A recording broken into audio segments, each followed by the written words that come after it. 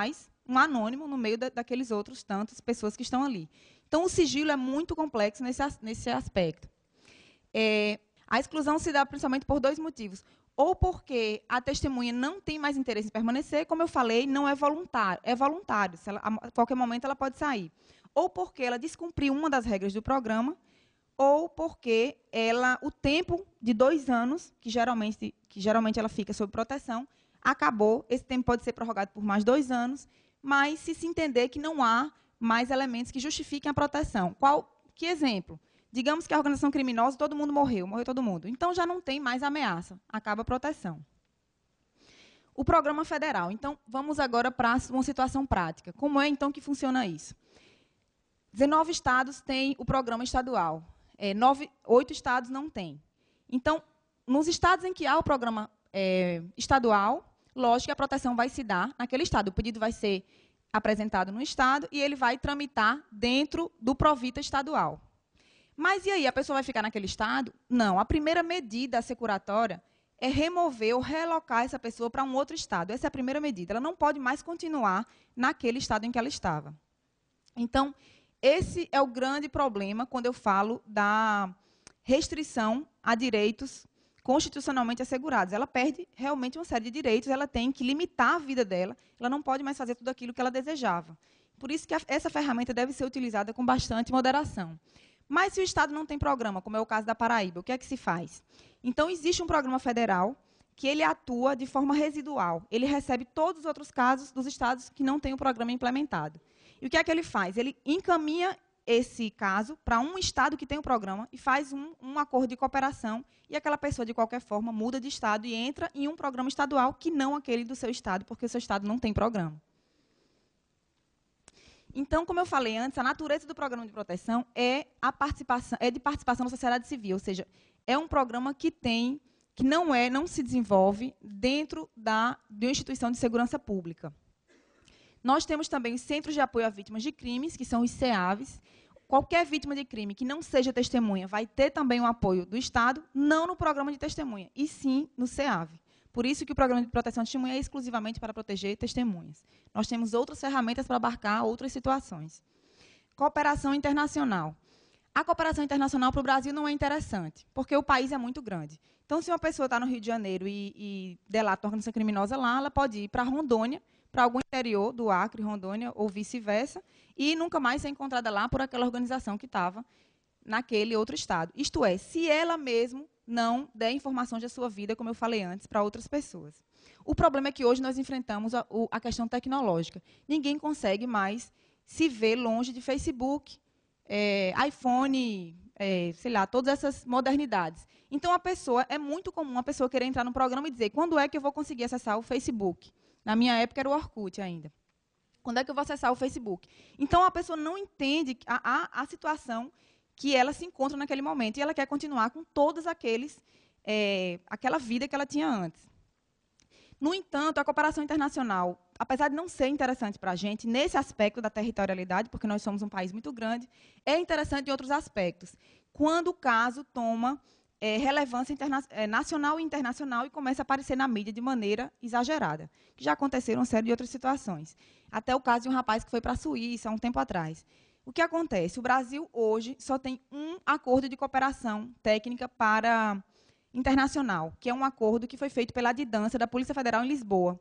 Então, mais uma vez, a polícia mostrando que acaba com aquela dicotomia entre polícia e sociedade, entre polícia e cidadãos, e passa a proteger cada vez mais os seus cidadãos. Então, há esse acordo de cooperação, não é tão fácil entrar. Quando eu falei sobre ele há uns anos atrás, a primeira coisa que falaram foi todo mundo vai querer ser testemunha para ir para Lisboa. Não é bem assim. Há uma série de limitações, há uma série de requisitos para ingresso. E, digo mais, eu que trabalhei bastante tempo com isso, digo, não é tão bom ser testemunha. Todo mundo sabe disso. As dificuldades em que essas testemunhas se deparam no dia a dia são muito complexas. Polícia e direitos humanos é aquilo que eu falei antes. Que era para ter falado agora, mas eu me antecipei. A polícia tem demonstrado essa iniciativa de prover essa necessidade, porque tem visto que ela trabalha em duas frentes no sistema penal brasileiro. Tanto ela investiga, quanto ela tem necessidade de tanto ela investiga e produz a prova, quanto ela tem necessidade de proteger a testemunha para que aquela prova seja cada vez mais forte. Então, de nada adianta ela proteger a testemunha e, no momento em que a testemunha vai depor, a testemunha não sentir segurança para passar as informações. Então, essa proteção é de longo prazo. E a testemunha tem que sentir, testemunha, no caso, cidadão ou réu colaborador, tem que sentir essa confiança no Estado. Então, é uma via de mão dupla. O Estado oferece a segurança e prova que pode estabelecer um Estado democrático de direito a partir do momento em que favorece ao cidadão o exercício dos seus direitos mais basilares, que é contribuir com a justiça e ver a realização, a concretização dessa justiça. Proteção a testemunhas e fontes de conhecimento. Em muitos países, não é necessário que a testemunha tenha declarado formalmente, tenha prestado formalmente declarações em um processo. Se ela é um informante, por exemplo, que a gente costuma usar essa palavra aqui, no jargão policial. Se ela é um informante, ela pode, sim, ingressar num programa de proteção. Aqui no Brasil, não pode. Ela tem que ter prestado informações formalmente num processo. Então, ela precisa ter a testemunha beneficiária ela tem esse caráter jurídico. Ela tem que ter realmente prestado declarações em um processo criminal ou em investigação criminal. O réu colaborador preso como ferramenta de auxílio na obtenção de depoimentos substanciais e dificuldades enfrentadas na proteção. Muitas dificuldades enfrentadas, muitas mesmo.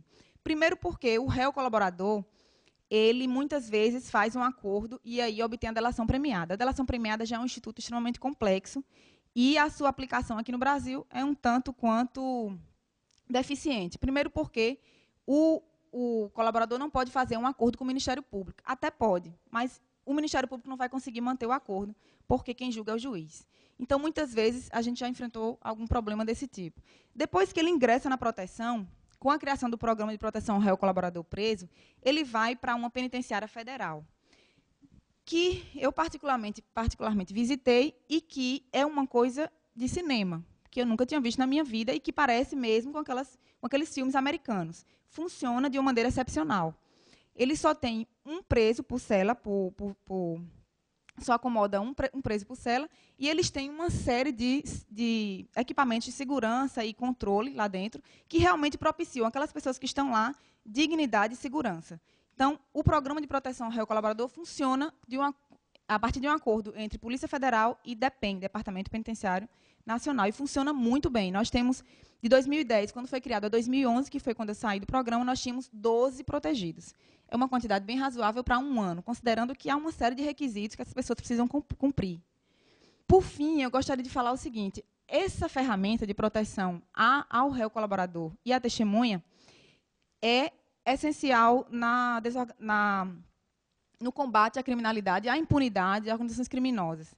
No entanto, ela precisa ser utilizada, como eu falei antes, com muita moderação. E para que isso aconteça, é essencial que os operadores do direito, o Ministério Público, Judiciário, advogados, autoridades policiais, conheçam muito bem os benefícios e os malefícios que ela traz.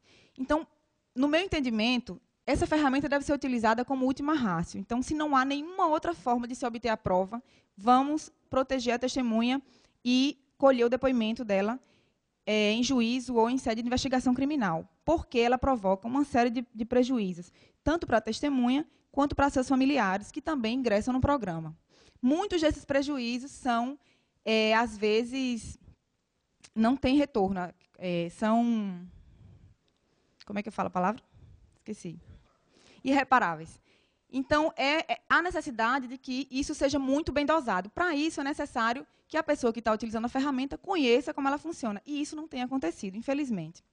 Então, o objetivo aqui é apresentar o instrumento de desarticulação, que é o sistema de proteção, mostrar que ele existe. Ele, como sistema, existe muitas outras ferramentas além dessa, porque nós temos a proteção a defensores de direitos humanos, a proteção a crianças e adolescentes ameaçados de morte e a proteção ao réu colaborador preso, que não houve tempo para tratar aqui.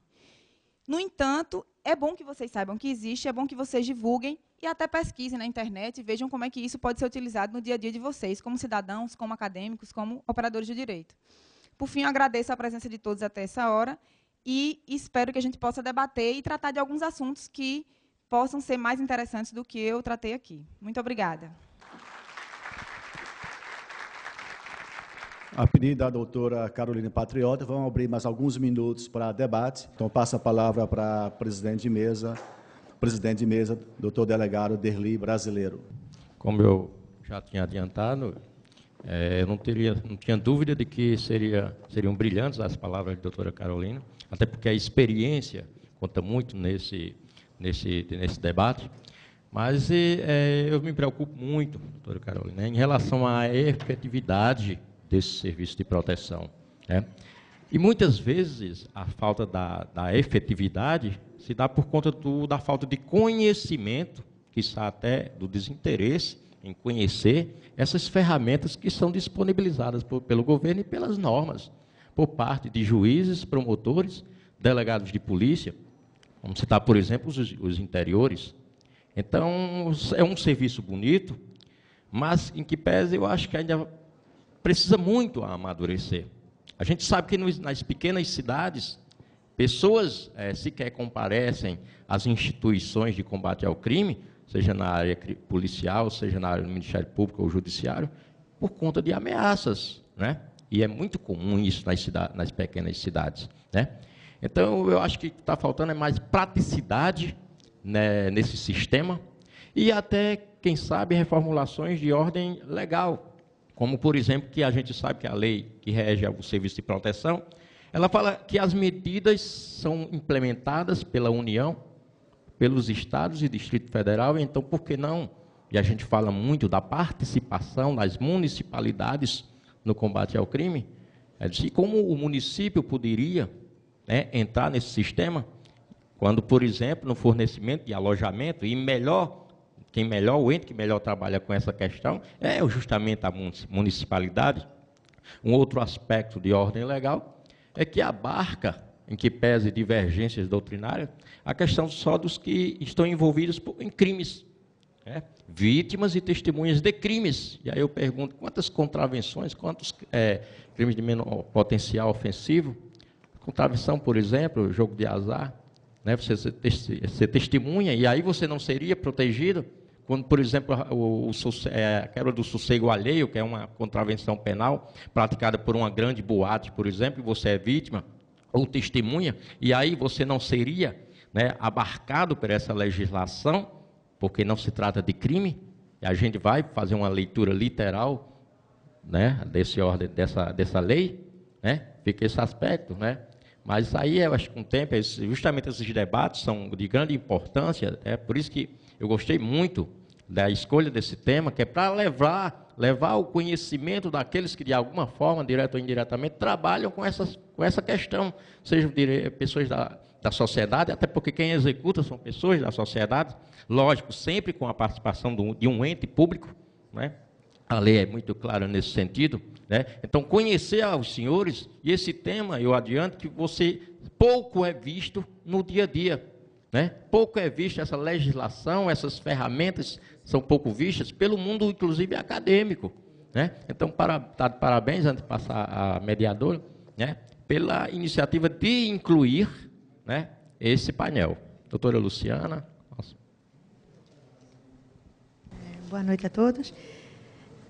Pelo adiantar da hora, vou passar a palavra para a plateia, se alguém tiver pergunta. Caso não, eu tenho uma para a doutora Carolina, mas depois de ler vocês. Eu sou promotor de justiça da comarca de Santa Rita, promotor do Tribunal do Júri da comarca de Santa Rita.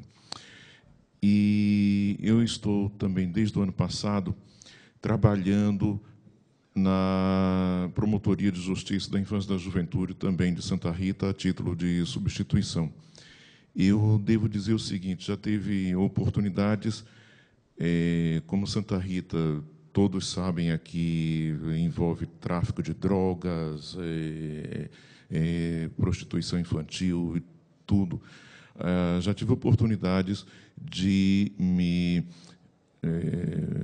deparar com problemas de proteção a testemunhas e principalmente crianças, tá?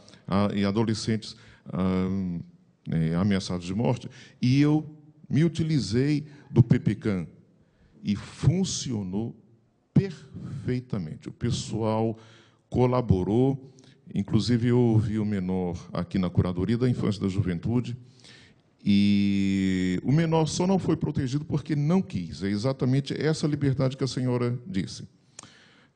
Nós oferecemos tudo que a lei permitia, mas ele não quis e preferiu ficar lá em outra localidade junto com a família. Essa é uma das dificuldades que eu vejo nesse sentido. A testemunha ou a vítima, ela não quer se desvincular dos laços familiares. Diante das dificuldades que a senhora apontou, essa, para mim, é a maior dificuldade. Não é nem o fato de ela não querer mudar a sua identidade, nada disso. É a desvinculação social que isso acarreta. Tá? E outra coisa, o que mais me preocupa, a prova testemunhal ela já vem deficiente do próprio inquérito policial. Então, o que me questiona, o que me aflige é esse problema. O senhor deu uma saída agora, a municipalização, mas nós temos que caminhar para a proteção daquelas testemunhas que, no dia a dia, vão lá para o fórum e depõem. Porque lá em Santa Rita também é corrente, a testemunha sai, ou mesmo o réu, quando está em regime de semi-liberdade, sai. Já tiveram casos de testemunhas serem mortas a poucas quadras do fórum. E isso preocupa, porque isso aí prejudica a atuação do Ministério Público.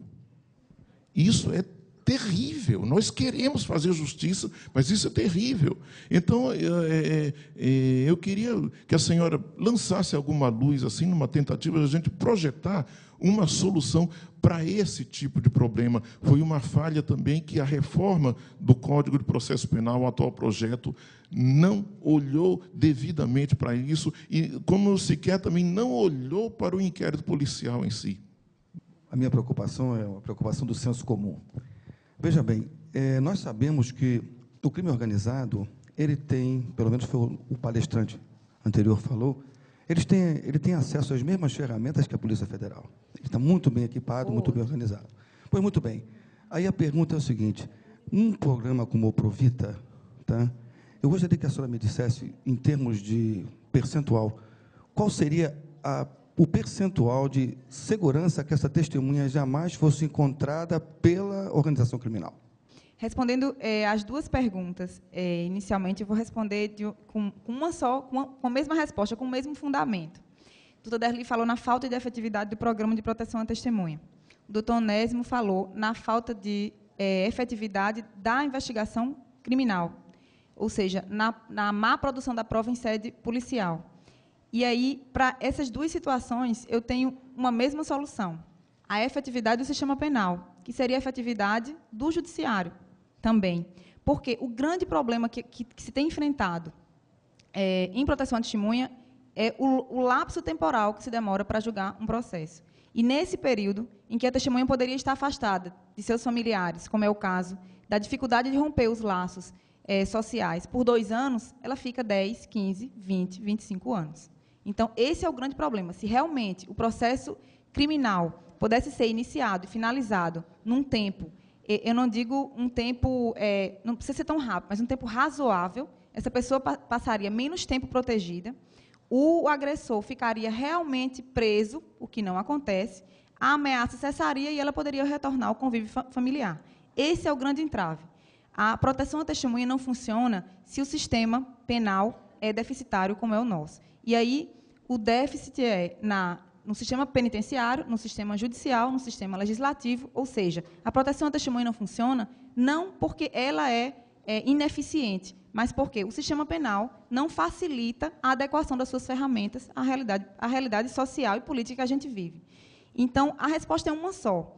Para que a proteção à testemunha seja efetiva, é necessário que haja efetivamente a condenação do algoz, do infrator ou da pessoa que está provocando a ameaça. Se cessa a ameaça, cessa a proteção. E aí todos os problemas estão resolvidos. Então, ao meu ver, o grande entrave é esse. É um problema que dificilmente vai ser resolvido. porque envolve uma série de questões muito mais complexas do que unicamente uma solução que envolva uma instituição ou uma medida isolada. Em relação à efetividade quanto à agressão, que foi perguntado aqui, o programa iniciou em 1999, com a edição da lei 9807/99. Então, a partir de então, se implementou as garantias do programa e se começou a realizar a proteção. De 99 até hoje, nenhuma testemunha foi morta. E nunca houve um registro de agressão física ou violência física a essa testemunha. No entanto, a gente não pode falar da agressão psicológica, porque isso vai existir de qualquer maneira, porque a pessoa se sente ameaçada, se sente constrangida, e ela vai imaginar que em qualquer lugar que ela vá, ela está sendo perseguida. Esse é o grande problema. E se tem trabalhado com uma equipe multidisciplinar, psicólogos e etc., para minimizar os impactos que essa proteção provoca. Mas, por isso que eu digo, deve ser a última ratio, a última medida que se deve utilizar dentro do procedimento criminal ou investigativo. A minha pergunta tem um cunho mais prático. Até pela visão do pessoal da plateia que questionou agora, a testemunha também pensa assim, que o sistema é ineficiente, que tanto uma organização criminosa vai ter acesso aonde ela está, porque você vai ter pessoas que têm, no caso da Monte Carlo, o doutor Matheus falou aqui, tem policiais dentro daquela organização, então aquele policial também vai ter acesso àquela ferramenta que escondeu aquela testemunha. Então, a minha pergunta para a senhora, doutora Carolina, na verdade é um pouco difícil, porque como convencer uma testemunha, sabendo que ela vai ter esse direito dela de liberdade cerceado? Como convencer aquela testemunha sabendo que ela vai ficar, a princípio, 4 anos, como a nossa colega perguntou, que era uma pergunta minha também, e ela pode ficar indefinitivamente, porque a gente não sabe quando o judiciário vai julgar aquilo. Como convencer uma testemunha a ser essa testemunha? O que é que o Estado vai oferecer para ela, para que a gente possa dizer, sente aqui, fale o que você viu, para que a gente possa colocar essa pessoa na cadeia, se, infelizmente, nesse país, é extremamente difícil fazer com que elas permaneçam na cadeia. É uma pergunta, eu sei que difícil, mas se a senhora puder responder. Não poderia ser diferente, né? Eu e a doutora Luciana na mesma banca, teria que ter alguma polêmica. Mas eu acho que essa questão de como convencer uma testemunha a depor ao meu ver, é exatamente o inverso. Eu acho que nem o Ministério Público, nem as autoridades policiais precisam convencer uma testemunha a depor. Na realidade, o que precisa ser feito é a exposição de tudo que a testemunha vai ter que enfrentar e vai ter todos os benefícios e malefícios que ela vai ter que enfrentar a partir daquele momento. Por quê? A partir do momento em que aquele depoimento fizer parte de um procedimento judicial investigativo, ela realmente vai sofrer intimidações. E ela tem que estar preparada para que ela consiga manter aquelas informações até o final do processo. Porque não adianta convencer uma testemunha a depor se, no curso do processo, ela volta atrás com aquela informação. Ou seja, nem se obtém a condenação, nem se consegue ter um conjunto probatório robusto, que é o grande objetivo, nem se consegue proteger a testemunha e se promove ainda uma terceira situação muito mais complicada, que é uma série de danos psicológicos à testemunha que vai enfrentar aquele procedimento. Então, acho que a resposta a essa pergunta é não tentar convencer a testemunha, é apresentar o que é que o modelo de proteção brasileiro oferece para aquela testemunha. E ela deve decidir, no caso, se ela vai conseguir anuir com as regras a que vão ser impostas e com as limitações que ela vai ter que enfrentar a partir daquele momento. Porque, senão, nada vai ter efetividade. Ela pode chegar a qualquer momento no procedimento investigativo ou criminal e dizer, eu não vi nada, eu não esqueci tudo e não sei mais de nada, não foi bem assim. Então, não é necessário que haja esse convencimento. Mais uma vez, eu estou aqui reforçando que é necessário que haja o conhecimento da ferramenta, como ela funciona, quais são os benefícios, até onde se pode chegar, até quais são as saídas, as ferramentas que se pode oferecer para ela, os instrumentos que se pode oferecer de segurança, e ela vai decidir se ela realmente vai conseguir enfrentar aquele processo todo. Porque, durante esses 3 anos, eu vivi intensamente esse programa. E, como o promotor ali falou, ele realmente é efetivo, ele realmente funciona. Mas há um custo muito alto. E não é um custo financeiro, é um custo de desgaste psicológico da família, da testemunha que está envolvida. Então, a testemunha realmente precisa deixar a vida dela inteira para trás para iniciar esse procedimento. E isso ninguém pode mentir ou esconder. Isso tem que ser muito bem explicado. Porque a testemunha tem que ter esse domínio do fato, tem que conhecer todo esse fato que ela vai enfrentar, porque não é fácil. E se ela não souber disso, também não vai ser efetivo a produção da prova. Então, acho que é isso. A Associação Nacional dos Delegados de Polícia Federal e as faculdades agradece à palestrante pela brilhante aula, pela colaboração, né? Ao tempo que, finalizando, repasso a palavra ao cerimonial. Bom, pessoal, com isso encerramos o segundo dia do primeiro seminário de Direito Penal e Processual Penal.